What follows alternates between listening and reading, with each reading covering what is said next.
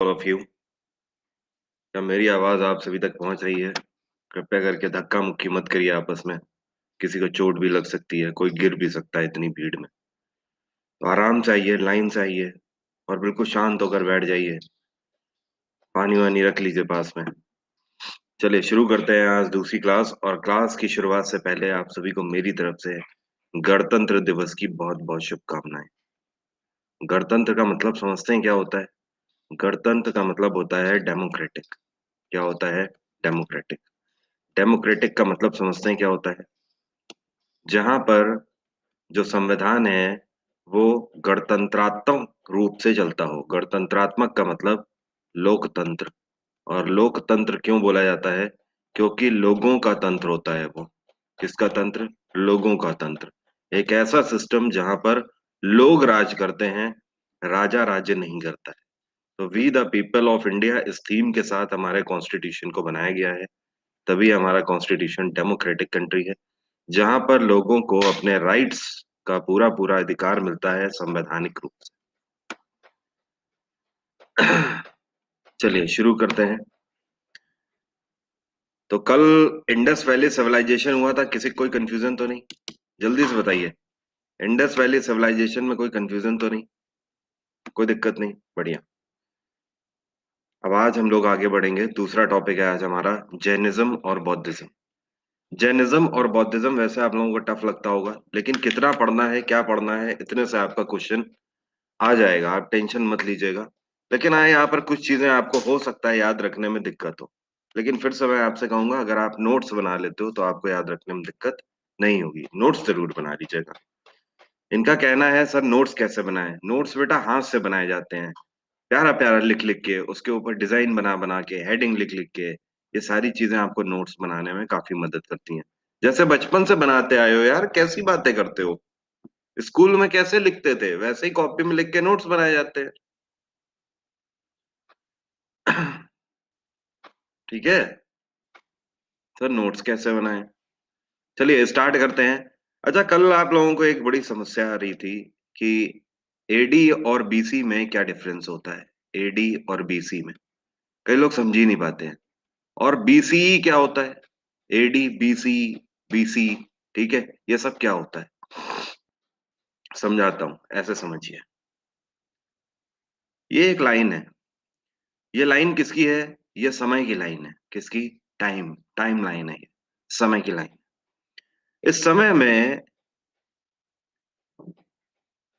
Minus से चलना शुरू किया। समय ने किसकी तरफ चलना शुरू किया? जीरो की तरफ चलना शुरू किया।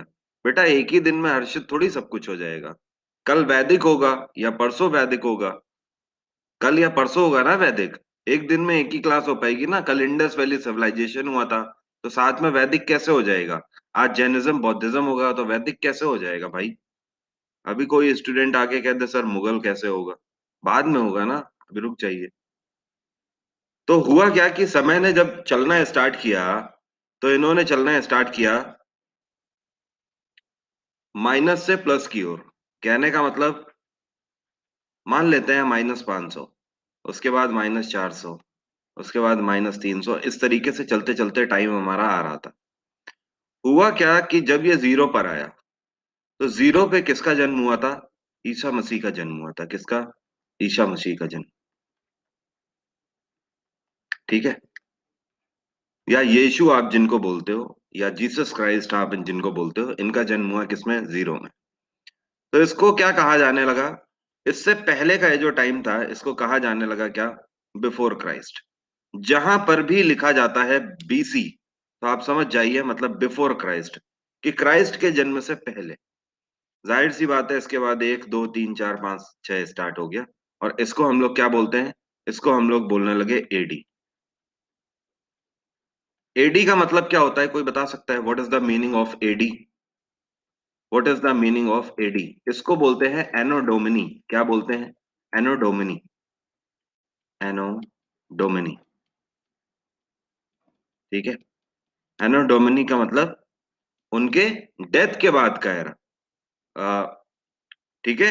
उनके जन्म के बाद का एरा। और विद डेथ एनो डोमिनी।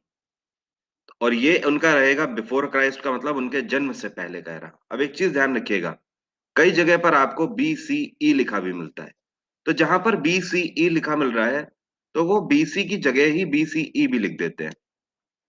इसको बिफोर क्राइस्ट एरा भी बोल देते हैं, ठीक है। और एडी की जगह कई बार सीई भी लिख देते हैं। इसको क्या बोल देते हैं?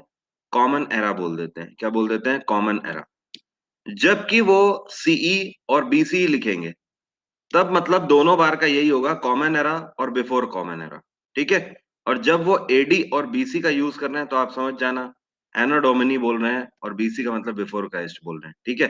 बिल्कुल सिंपल सी चीज है। कहने का मतलब ये है कि जब वो बीसी का यूज करेंगे तो एडी का भी यूज आपको मिल जाएगा, और जब बीसीई का यूज करेंगे कॉमन एरा का, तो फिर एडी को उन्हें लिखना पड़ता है क्या? सी, कॉमन एरा लिखना पड़ता है, ठीक है। कोई समस्या तो नहीं अभी? कोई समस्या तो नहीं? तो ये कंसेप्ट है इसका, बीसी एडी का और बीसी और सीई का। चलिए अभी स्टार्ट करते हैं, जैनिज्म और बौद्धिज्म। पहले जैनिज्म के बारे में कुछ बातें हम लोग जानेंगे, उसके बाद बौद्धिज्म के बारे में कुछ चीजें जो आपको याद रखने की जरूरत है। जैन धर्म को स्टार्ट करने से पहले आपको ध्यान रखना है कि जैन धर्म में टोटल हमारे कितने तीर्थंकर थे? 24 तीर्थंकर हुए हैं। तीर्थंकर का मतलब यहाँ पर क्या है? गुरु, जिन्होंने जैन धर्म के बारे में उपदेश दिए हुए। जैन धर्म के जो फाउंडर हैं ये कौन है? ये थे ऋषभ देव। और जैन धर्म के जो आखिरी तीर्थंकर थे ये थे महावीर स्वामी। लेकिन जब भी आपसे क्वेश्चन पूछता है तो दो तरीके से पूछता है। एक आपसे पूछता है, अगर आपसे पूछेगा who is the founder of Jain धर्म या जैन रिलीजन, तो आपका आंसर होगा ऋषभ देव। लेकिन अगर आपसे पूछता है who is the real founder of Jain religion, तो फिर इन सारे गुरुओं को छोड़कर आपको टिक लगाना होगा महावीर स्वामी को। क्योंकि महावीर स्वामी को रियल फाउंडर इसलिए बोला जाता है क्योंकि जितने भी तीर्थंकर हुए हैं उन सब में से सबसे ज्यादा फॉलोवर्स महावीर स्वामी के ही हैं। इस वजह से इनको रियल तीर्थंकर बोला जाता है, या फिर रियल फाउंडर ऑफ जैनिज्म भी बोला जाता है। वैसे तो ये बहुत सारे नाम हैं, लेकिन ये सारे नाम आपको याद भी नहीं होंगे, आई थिंक। याद नहीं भी होंगे तो भी आपका काम चल जाएगा। आपको जो चीजें संभाल के रखनी है, जो ध्यान में रखनी कुछ चीजें, वो आपको पार्श्वनाथ और महावीर स्वामी से रिलेटेड कुछ चीजें ध्यान में रखनी है। जैसे कि अब हम लोग फैक्ट्स को पढ़ना स्टार्ट करते हैं। Jainism was founded by Adinath and Rishabh Dev. Adinath का मतलब समझ रहे हैं? आदिनाथ इनके साथ हुआ करते थे, ठीक है, ऋषभ देव के साथ। तो आदिनाथ और ऋषभ देव ने एक साथ मिलकर जैन धर्म की स्थापना करी थी, while the real founder was Mahavir Swami, ठीक है, ये आपको पता ही है। द 5 महावर्त, यहाँ पर जैन धर्म में हम लोग 5 महावर्तों के बारे में उल्लेख करते हैं। 5 महावर्त का मतलब समझ रहे हैं? प्रिंसिपल, उसूल, आदर्श जिनको बोला जाता है, जिन पर जैन धर्म में चलने वाला या फिर जैन धर्म को मानने वाला हर एक व्यक्ति इनको जरूर मानेगा, इन उसूलों को जरूर मानेगा। ऑफ जैनिज्म आर, ये 5 महावर्त कौन कौन से हैं? तो ध्यान रखिएगा, अहिंसा, सत्य, अस्तेय, अपारिग्रह और ब्रह्मचर्य। अहिंसा का मतलब होता है नॉन वायलेंस, बात आपको पता ही होगा। ये वही अहिंसा की यहाँ पर बात हो रही है जिसके बारे में महात्मा गांधी ने बात करी। सत्य का मतलब ट्रुथ, आपको हमेशा सदा सत्य का साथ देना है। अस्टेय का मतलब चोरी ना करना, ठीक है। जैन धर्म आपको क्या सिखाता है? इसका एक प्रिंसिपल ये भी है कि आपको चोरी नहीं करनी है। चौथा है अपारिग्रह। कोई बता सकता है what is the meaning of aparigraha? अपारिग्रह का मतलब लोभ में नहीं आना है, लोभी नहीं बनना है, लालची नहीं बनना है। और ब्रह्मचर्य का मतलब क्या होता है? एकांत। एकांत, स्वमंथन करना आपको आना चाहिए, ठीक है। स्वमंथन का मतलब समझ रहे हैं? स्वमंथन का मतलब ये है, आपको खुद पता होना चाहिए कि आप खुद में क्या हो। एक ब्रह्मचर्य का मतलब वो नहीं है कि शादी नहीं करना है, ठीक है। शादी नहीं करना है ऐसा नहीं है। शादी करने के बाद भी लोग ब्रह्मचर्य का पालन करते हैं, आपको पता है। अगर दो लोगों ने शादी कर ली, दो लोगों ने शादी करने के बाद भी अगर वो एक दूसरे में इन्वॉल्व नहीं हो रहे, मतलब पता लगा यार शादी वैसे करी इसीलिए जाती है, लोग सुबह शाम तक सोना बाबू ही किया करते हैं। लेकिन अगर आप उसके बाद भी सोना बाबू नहीं कर रहे हो, उस कंडीशन में नहीं हो, आप आत्म मंथन में हो, एकांत में हो, अगर आप स्टिल वो लाइफ आपको बहुत ज्यादा आपके मोटो से अफेक्ट नहीं कर रही है, तो जाहिर सी बात है आप ब्रह्मचर्य का पालन कर रहे हो, ठीक है। बट ऐसा ऐसा क्यों कहा जाता है कि ब्रह्मचर्य का पालन करना है तो शादी ना करो? है ना? क्योंकि अच्छे अच्छे डूब जाते हैं इस नैया में, कोई ऐसा कर नहीं पाता शादी करने के बाद, इस वजह से बोला जाता है कि इस दुनिया में सख्त लोग बहुत कम है। The first four was added by, मतलब आपकी लैंग्वेज में समझा रहा हूँ, ये मत समझना, मतलब जैनिज्म को मैं थोड़ा सा मॉडर्नाइजेशन के फॉर्म में आपको समझा रहा हूँ, आपकी लैंग्वेज में आपको ज्यादा अच्छे से समझ आएगा। जिसमें से जो पहले चार थे, अहिंसा, सत्य, अस्तेय और अपारिग्रह, ये चार दिए गए हैं किसके द्वारा? 23वें तीर्थंकर, जो कि सेकंड लास्ट तीर्थंकर थे, पार्श्वनाथ जी के द्वारा। और सबसे आखिरी वाला जो ब्रह्मचर्य है, ये पांचवा प्रिंसिपल महावीर स्वामी के द्वारा दिया गया है। ठीक है, यहाँ से क्वेश्चन बनते हैं, इसलिए ध्यान रखिएगा। शुरू के चार ये जो है, ये पार्श्वनाथ ने दिए हैं और आखिरी महावीर स्वामी ने। Vardhaman Mahavir was a contemporary of Buddha, ध्यान रखिएगा। बुद्धा और महावीर स्वामी दोनों का जो टाइमलाइन है वो लगभग लगभग एक था, दोनों एक दूसरे के टाइम पीरियड पर ही थे, समकक्ष थे। इधर महावीर स्वामी जैन धर्म का प्रचार प्रसार कर रहे थे और उधर बुद्धा बौद्धिज्म का प्रचार प्रसार कर रहे थे। महावीर स्वामी से बनने वाले कुछ क्वेश्चंस जिनके बारे में फैक्ट्स हैं यहाँ पर, जो कि हमें ध्यान रखने होंगे। 539 से लेकर 468 बिफोर क्राइस्ट तक इनका टाइम पीरियड रहा हुआ है। Mahavir Swami was the 24th tirthankara of Jain tradition. He is considered as the last tirthankara. इनके बाद कोई भी तीर्थंकर नहीं हुआ है जैन धर्म का। ठीक है। He was born at Kundigram near Vaishali. इनका जन्म कहाँ पर हुआ था? वैशाली के पास कुंडग्राम में हुआ था। कुंडग्राम आज की डेट में कहाँ पड़ता है, या वैशाली कहाँ पड़ता है, कोई बता सकता है? ध्यान रखिएगा, करंटली इट इज बिहार। आप इस क्षेत्र को बिहार के नाम से जानते हो। He was born to Kshatriya parents Siddhartha and Trishala. इनके पिता का नाम सिद्धार्थ था और इनकी माता का नाम त्रिशला था। एक क्षत्रिय परिवार में ये पैदा हुए थे और इनकी शादी किससे हुई थी? यशोदा से इनकी शादी हुई थी और इनको एक पुत्री की भी प्राप्ति हुई थी। इनकी पुत्री का नाम था अनुजा और इसी का नाम प्रिय दर्शना भी रखा गया बड़े होकर। छोटे में इसका नाम अनुजा था, तो अनुजा और प्रिय दर्शना एक ही है, ध्यान रखिएगा। महावीर स्वामी की बेटी हैं। ओके। और महावीर स्वामी की शादी किससे हुई? इनकी शादी यशोदा से हुई थी। He renounced the world at the age of 30 to become an architect and wandered for 12 years. इन्होंने 30 साल की उम्र में अपना सारा राजपाट घर बार छोड़ दिया था और उसके बाद 12 साल तक भटकते रहे सिर्फ इस बात की तलाश में कि सत्य क्या है, व्हाट इज एक्चुअली ट्रूथ, सिर्फ इतना जानने के लिए। And what is actually permanent, permanent क्या है।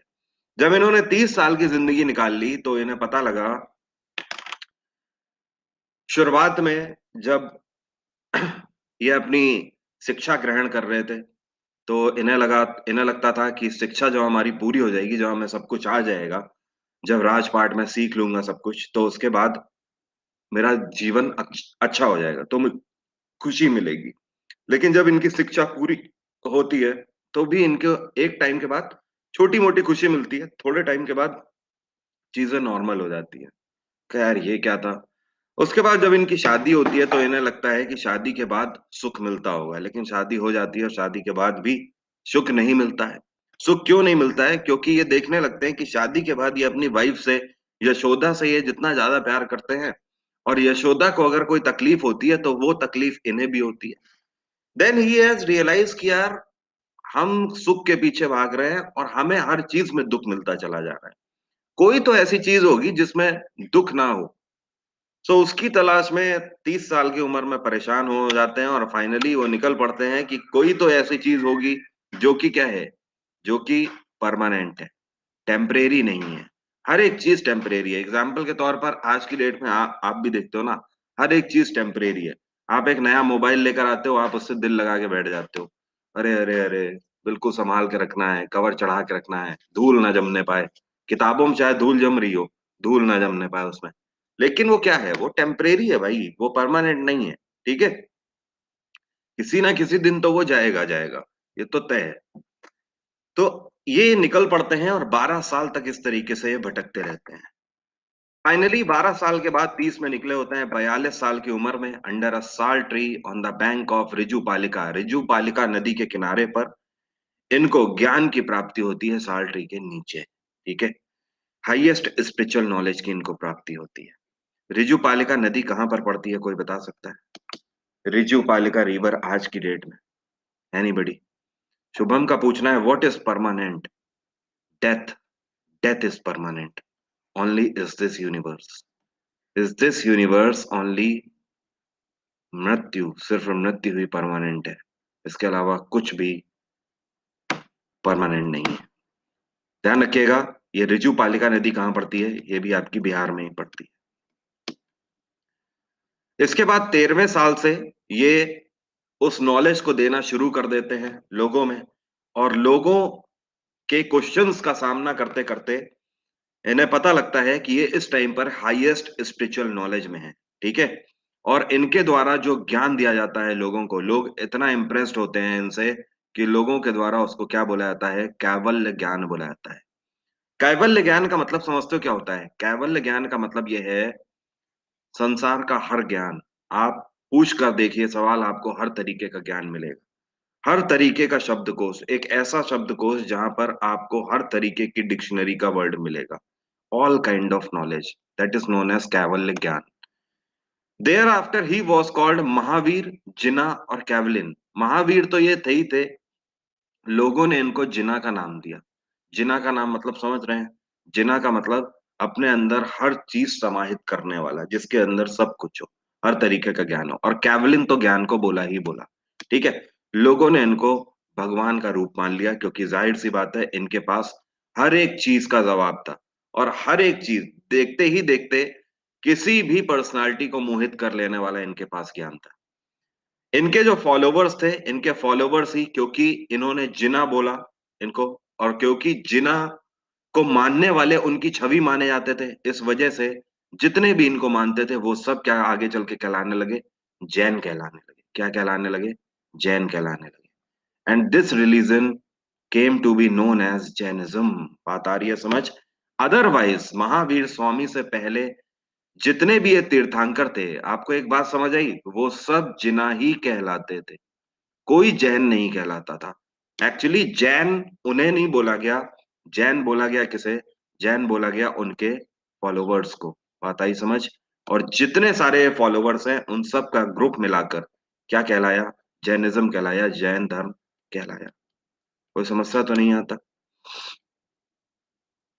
वॉज महावीर अ गॉड और स्पिरिचुअल लीडर?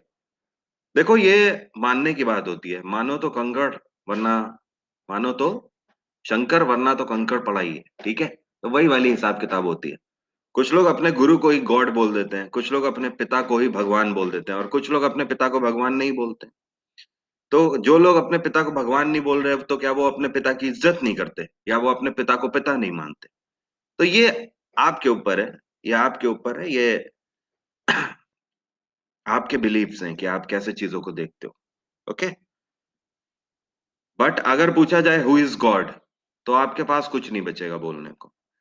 क्यों नहीं बचेगा? क्योंकि बचपन से आपको जैसा पढ़ाया गया है, समझाया गया है, आपको ये लगता है गॉड वही है जो मुझे दिखता नहीं है ना। जो दिख गया वो तो फिर इंसान है। लेकिन गॉड भी तो यही कहता है कि मैं इंसान के ही रूप में आता हूँ, और मैं इंसान के ही अंदर हूँ। तो लोगों का बिलीफ है। ओके। हाँ, आगे बढ़ते हैं। From this time till his death he preached his doctrines for 30 year. 42 साल की उम्र से 72 साल तक, जब तक इनकी मृत्यु नहीं हो गई।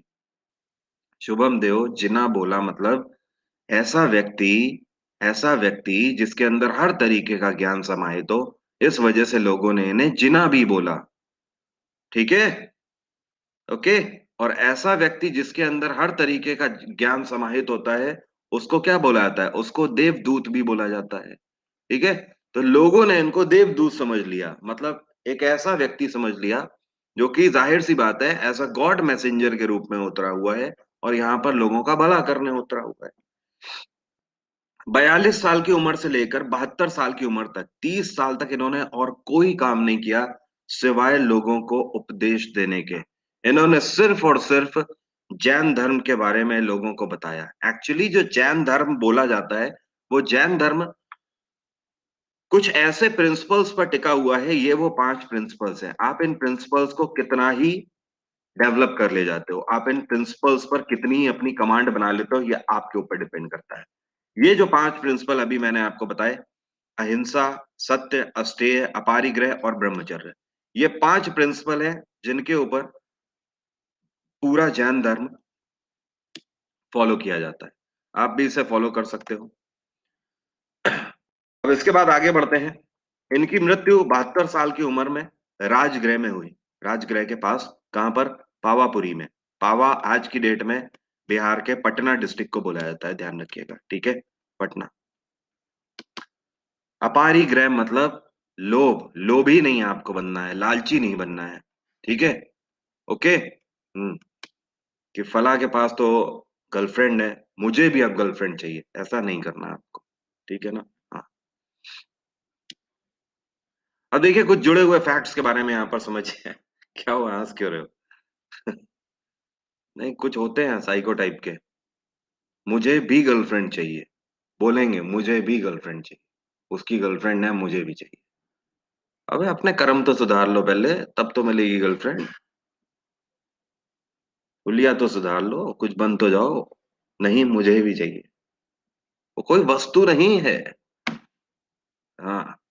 अब देखिए जैन धर्म से जुड़े हुए कुछ फैक्ट्स हैं जिनसे यहाँ पर क्वेश्चन आपसे और पूछे जाते हैं कि महावीर स्वामी ने सबसे पहले किनको ज्ञान दिया था। तो आपको ध्यान रखना है, महावीर स्वामी को जब ज्ञान की प्राप्ति हुई थी तो सबसे पहले उनका जो संवाद हुआ था, संवाद का मतलब ये मत समझ लेना विवाद हुआ था, संवाद का मतलब होता है पूछताछ, कि हम आपसे कुछ पूछते हैं, आप उसका जवाब क्या हमें दे सकते हो।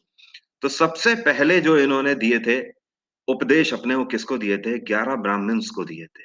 वहां से ब्राह्मण्स कुछ गुजर रहे थे और उन ब्राह्मणों, लोग महावीर स्वामी की जय जयकार कर रहे थे, लोग उनके बारे में बातें वगैरह कर रहे थे। तो ब्राह्मण्स जब निकलते हैं वो देखते हैं कि ये कौन सा व्यक्ति है जिसके बारे में मैंने कभी सुना नहीं।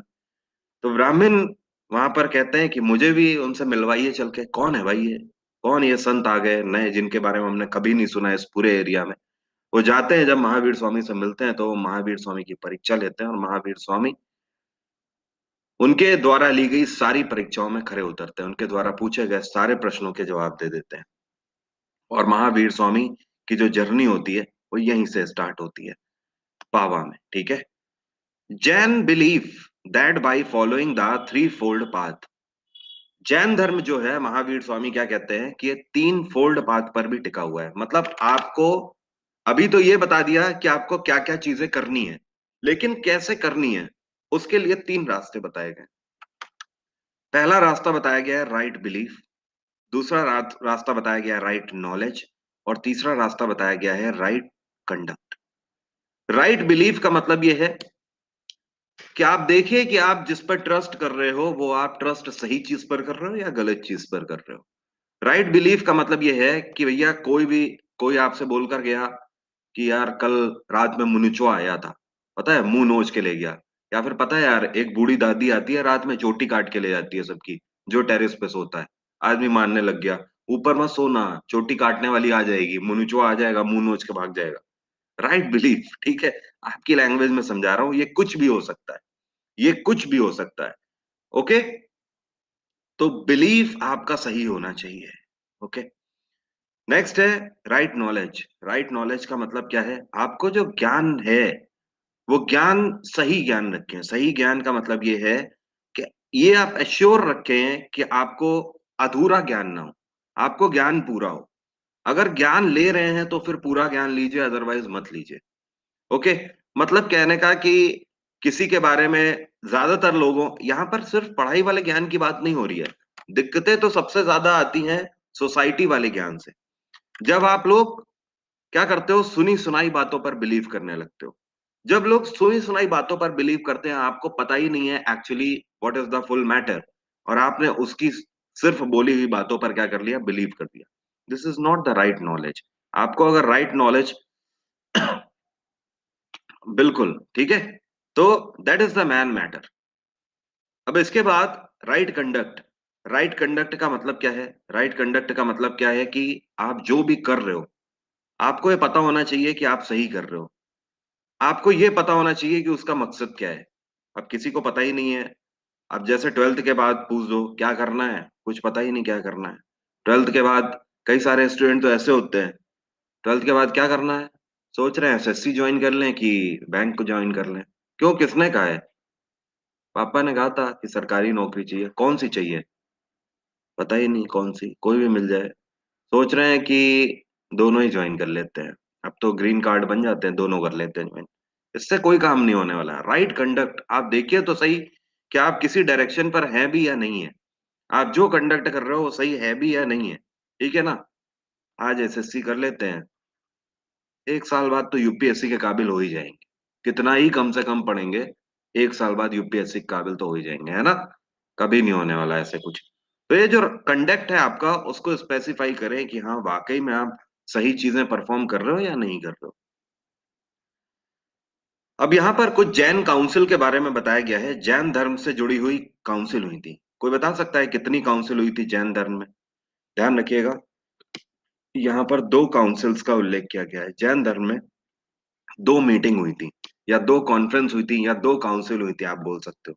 जो पहली काउंसिल हुई थी, ये कहाँ हुई थी? पाटलिपुत्र मतलब पटना में हुई थी। और किसकी चेयरमैनशिप में हुई थी? स्थूलभद्र की चेयरमैनशिप में हुई थी। 367 बिफोर क्राइस्ट में हुई थी। और इससे हमें रिजल्ट क्या मिला था? जब ये पहली मीटिंग हुई थी तो इसका रिजल्ट था कि 12 अंग रिप्लेसिंग द लॉस्ट 14 पूर्वास।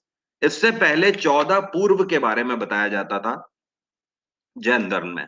14 पूर्व का मतलब 14 ऐसे मॉड्यूल्स डिस्क्राइब किए जाते थे जो कि आपको जीवन जीने के लिए काम में आते थे। मतलब कहने का कि अगर आपको जैन धर्म में बताए गए रास्ते पर चलना है तो 14 पूर्व हुआ करते थे, 14 कॉन्सेप्ट हुआ करते थे जो आपको अपनी लाइफ में उतारने थे। इनको खत्म करके 12 अंगों में ट्रांसफॉर्म कर दिया गया। मतलब एक तरीके से आप बोल सकते हो कि इन 14 चैप्टर्स को घटाकर 12 चैप्टरों में सारी चीजें ला दी गई, जिनको हम लोगों ने क्या बोला? 12 अंग बोला। ये 12 अंग आपको तब पढ़ने होते हैं जब आपको पता करना होता है कि आप जैन धर्म का प्रचार प्रसार कैसे करोगे, और जैन धर्म के द्वारा बताई गई चीजों को कैसे अपनी लाइफ में रूटीनिक रूप से फॉलो करोगे।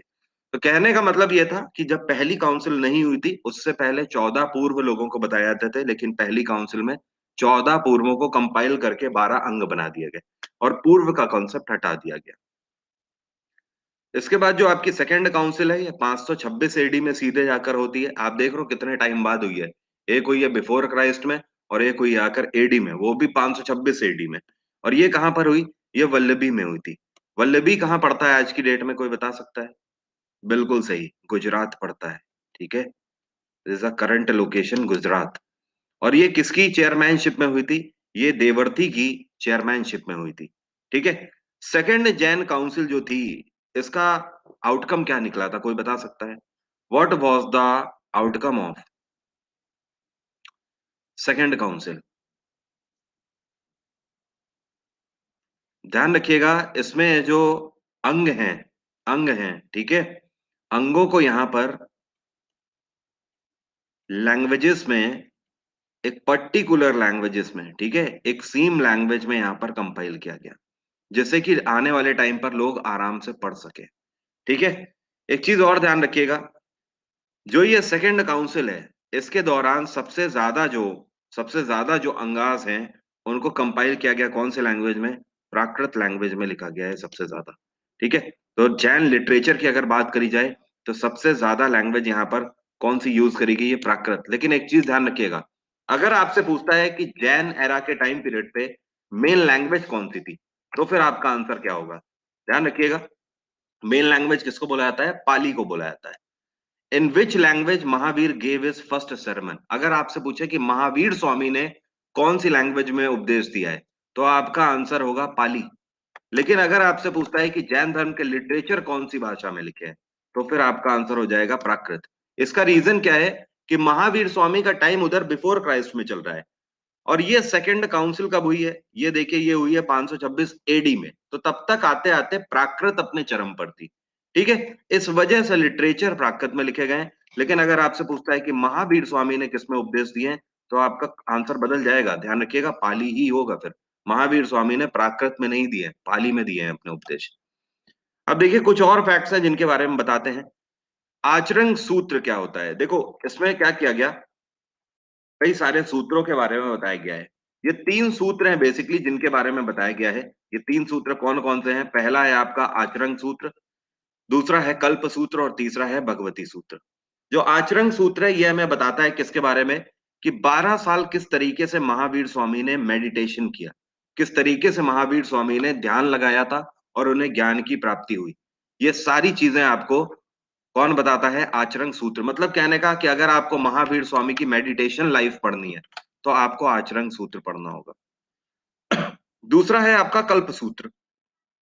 कल्प सूत्र जितने भी तीर्थंकर हैं, 24 तीर्थंकर हैं, उन सभी की बायोग्राफीज के बारे में बताता है, उन सभी की जीवनी के बारे में बताता है। अगर आपको सभी की जीवनी पढ़नी है तो आपको कल्प सूत्र पढ़ना होगा। मेनली कल्प सूत्र में आपको तीन लोगों की बायोग्राफी मिलेगी। एक आपको ऋषभ देव की मिलेगी, दूसरी महावीर स्वामी की मिलेगी और तीसरी पार्श्वनाथ की भी मिलेगी। ठीक है।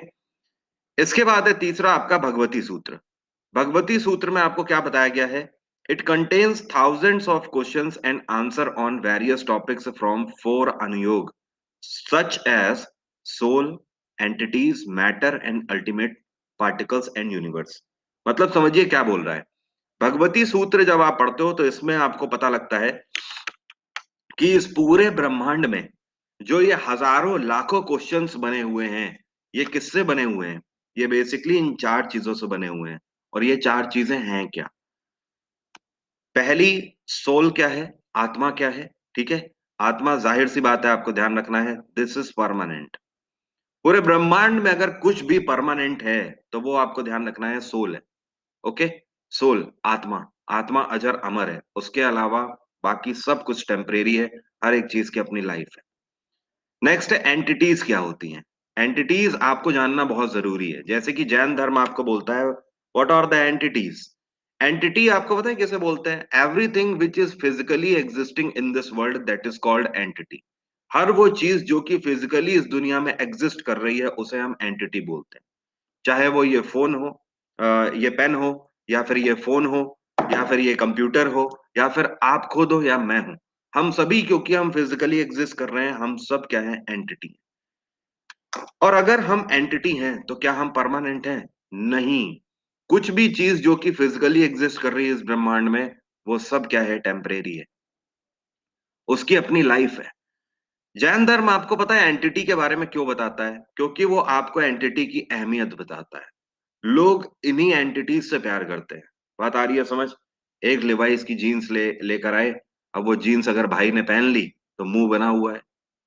समझ रहे हैं? वो जीन्स अगर किसी से यार फट गई, मम्मी ने उसको ज्यादा धो दिया तो पता लगा मम्मी के ऊपर ही नाराज हो गए। मम्मी लिवाइस की जीन्स लेकर आया था, अरे लिवाइस की है तो क्या हुआ, वो फटेगी नहीं क्या यार?